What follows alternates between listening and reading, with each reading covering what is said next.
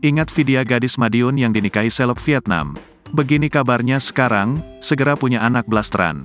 Masih ingat dengan Vidya gadis asal Madiun yang dinikahi seleb Vietnam bernama Dat Villa?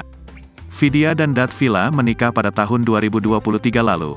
Kini keduanya tengah menantikan kelahiran anak pertama. Dilihat dari akun Instagramnya, Vidya sempat menunjukkan foto perutnya yang semakin membesar.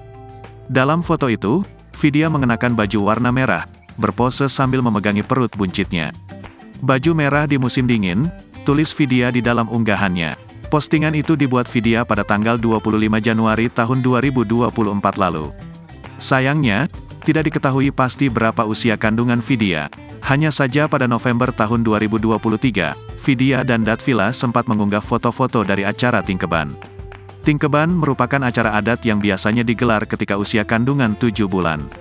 Namun dalam kasus Vidya, ia sempat bercerita jika dirinya menggelar acara tersebut ketika usia kandungannya masih 4 bulan.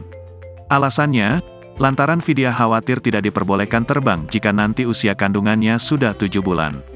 Karena itu, kebetulan saat kandungannya 4 bulan dia sedang di Indonesia, maka ia menggelar acara tersebut lebih awal. Vidya memang kerap bola-balik Indonesia Vietnam setelah menikah. Kehidupan perempuan berhijab asal Madiun itu pun tampak bahagia setelah dinikahi Dat Villa.